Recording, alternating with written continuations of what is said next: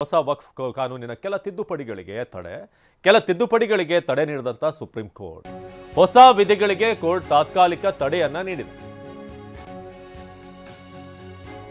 ಹೊಸ ವಕ್ಫ್ ಕಾನೂನಿನ ಕೆಲ ತಿದ್ದುಪಡಿಗಳಿಗೆ ತಡೆ ಸುಪ್ರೀಂ ಕೋರ್ಟ್ ಕಡೆಯಿಂದ ಈ ತಡೆ ಬಂದಿದೆ. ಹೊಸ ವಿಧಿಗಳಿಗೆ ಕೋರ್ಟ್ ತಾತ್ಕಾಲಿಕವಾದಂತ ತಡೆಯನ್ನು ಒಡ್ಡಿದೆ.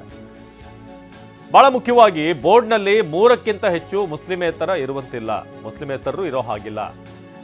ವಕ್ಫ್ ಬೋರ್ಡ್ನಲ್ಲಿ ಇರುವಂತಿಲ್ಲ ಅನ್ನೋ ತೀರ್ಪು ಬಂದಿದೆ. ವಕ್ಫ್ ಬೋರ್ಡ್ನ ಸಿಇಒ ಮುಸ್ಲಿಂ ವ್ಯಕ್ತಿ ಆಗಿರಬೇಕು, 5 ವರ್ಷಗಳ ಕಾಲ ಮುಸ್ಲಿಂ ಆಗಿರಬೇಕೆಂಬ ನಿಯಮಕ್ಕೆ ತಡೆ. ವಕ್ಫ್ ಕಾಯ್ದೆಯ ಅನುಚ್ಛೇದ 374ಕ್ಕೆ ಕೋರ್ಟ್ ತಡೆಯಾಜ್ಞೆ ನೀಡಿದೆ. ವಕ್ಫ್ ಆಸ್ತಿ ನೋಂದಣಿಯನ್ನು ಕೂಡ ಎತ್ತಿ ಹಿಡಿದಂತಹ ಕೋರ್ಟ್ ಈ ಹೊಸ ವಕ್ಫ್ ಕಾನೂನಿನ ಕೆಲ ತಿದ್ದುಪಡಿಗಳಿಗೆ ಈಗ ತಡೆ ನೀಡಲಾಗಿದೆ ಸುಪ್ರೀಂ ಕೋರ್ಟ್ ಕಡೆಯಿಂದ. ಹೊಸ ವಿಧಿಗಳಿಗೆ ಕೋರ್ಟ್ ತಾತ್ಕಾಲಿಕವಾದಂಥ ತಡೆಯನ್ನು ಒಡ್ಡಿರೋದು. ಬೋರ್ಡ್ನಲ್ಲಿ 3ಕ್ಕಿಂತ ಹೆಚ್ಚು ಮುಸ್ಲಿಮೇತರರು ಇರೋ ಹಾಗಿಲ್ಲ ಅಂತ ಕೂಡ ಈಗ ತಿಳಿಸಿರೋದು. ನಮ್ಮ ಪ್ರತಿನಿಧಿ ಹರೀಶ್ ಈ ಬಗ್ಗೆ ಹೆಚ್ಚಿನ ಮಾಹಿತಿಯನ್ನು ಕೊಡ್ತಾರೆ. ಹರೀಶ್, ಇದೀಗ ಈ ವಕ್ಫ್ ಬೋರ್ಡ್ ಸಂಬಂಧಪಟ್ಟ ಹಾಗೆ ಕೆಲ ತಿದ್ದುಪಡಿಗಳಿಗೆ ಈಗ ತಡೆ ಒಡ್ಡಿರೋದು, ಏನೆಲ್ಲ ಉಲ್ಲೇಖ ಇದೆ ಈ ಒಂದು ತಡೆ ಒಡ್ಡಿರೋ ವಿಚಾರದಲ್ಲಿ?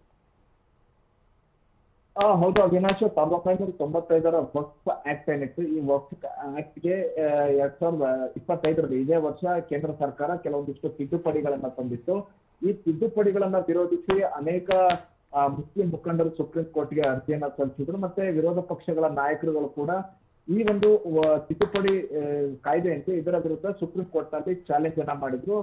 ಸುದೀರ್ಘ ವಿಚಾರಣೆಯನ್ನ ನಡೆಸಿತ್ತು. 3 ದಿವಸಗಳ ಕಾಲ ವಾದ ಪ್ರತಿವಾದವನ್ನ ಸುಪ್ರೀಂ ಕೋರ್ಟ್ ಆಧರಿಸಿತ್ತು. ತೀರ್ಪನ್ನ ಕಾಯ್ದಿರಿಸಿತ್ತು. ಮೇ 22ರಂದು ತೀರ್ಪನ್ನ ಕಾಯ್ದಿರಿಸಿತ್ತು. ಇವತ್ತು ಸಿಬಿಐ ನೇತೃತ್ವದ ಪೀಠ ಇವತ್ತು ತೀರ್ಪನ್ನ ಹೊರಹಾಕಿದೆ. ಇದು ಮಧ್ಯಂತರ ತೀರ್ಪು ಅಂತ ಕರೆಸ್ಕೊಳ್ಳುತ್ತೆ.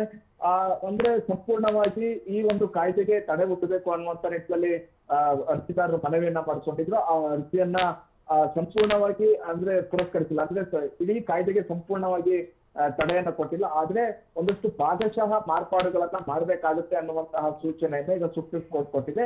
ಮತ್ತೆ ಕೆಲವೊಂದಿಷ್ಟು ಅಂಶಗಳಿಗೆ ಈಗ ತಾತ್ಕಾಲಿಕ ತಡೆಯನ್ನು ಕೂಡ ಈಗ ಕೊಟ್ಟಿರುವಂತದ್ದು. ಅಂದ್ರೆ ಕಾಯ್ದೆಯಲ್ಲಿ ಇರ್ತಕ್ಕಂಥ ಕೆಲವೊಂದಿಷ್ಟು ಅಂಶಗಳೇನಿತ್ತು, ಯಾವುದಕ್ಕೆ ತೀವ್ರ ವಿರೋಧ ವ್ಯಕ್ತ ಆಗ್ತಿತ್ತು ಮತ್ತು ಯಾವುದು ಸಂವಿಧಾನ ಬಾಹಿರವಾಗಿದೆ ಅಂತ ಅನ್ನೋದನ್ನ ಕಲ್ಸ್ಕೊಳ್ಳುತ್ತೆ, ಆ ಅಂಶಗಳಿಗೆ ಈಗ ಸುಪ್ರೀಂ ಕೋರ್ಟ್ ಈಗ ತಾತ್ಕಾಲಿಕವಾದಂತಹ ತಡೆಯನ್ನ ಕೊಟ್ಟಿರುವಂತಹದ್ದು. ಮುಖ್ಯವಾಗಿ ವಕ್ಫ್ ಆಸ್ತಿಯನ್ನ ಕೊಡಬೇಕು ಅಂತಂದ್ರೆ, ವಕ್ಫ್ಗೆ ಆಸ್ತಿಯನ್ನ ದಾನ ಮಾಡಬೇಕು ಅಂತಂದ್ರೆ 5 ವರ್ಷಗಳ ಕಾಲ ಅವ್ರು ಇಸ್ಲಾಂ ಪ್ರಾಕ್ಟೀಸ್ ಮಾಡಿರ್ಬೇಕು ಯಾವುದೇ ವ್ಯಕ್ತಿ ಮುಸ್ಲಿಂ ಅನ್ನುವಂತದನ್ನ ಈ ಒಂದು ಹೊಸ ಕಾಯ್ದೆಯಲ್ಲಿ ಹೇಳಲಾಗಿತ್ತು. ಆದ್ರೆ ಈಗ ಕೋರ್ಟ್ ಹೇಳ್ತಾ ಇದೆ ಈ ಒಂದು ಸೆಕ್ಷನ್ ಅವಶ್ಯಕತೆ ಇರಲಿಲ್ಲ, ಹೀಗಾಗಿ ಇದಕ್ಕೆ ತಾತ್ಕಾಲಿಕ ತಡೆಯನ್ನ ಕೊಡ್ತಿದೆ ಅನ್ನುವಂಥದ್ದನ್ನ ಈಗ ಸುಪ್ರೀಂ ಕೋರ್ಟ್ ಹೇಳಿರುವಂತಹದ್ದು.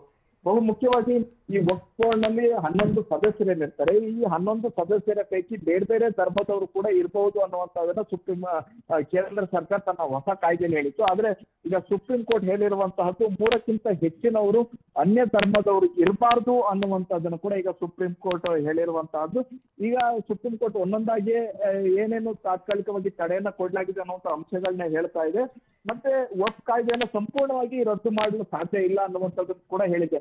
ಮುಖ್ಯವಾಗಿ ವಕ್ಫ್ ಆಸ್ತಿ ದುರ್ಬಳಕೆ ಆಗ್ತಿದೆ ಅನ್ನುವಂತಹದ್ದು ಕೇಂದ್ರ ಸರ್ಕಾರದ ವಾದ ಆಗಿತ್ತು. ಮತ್ತೆ ವಕ್ಫ್ ತನಗೆ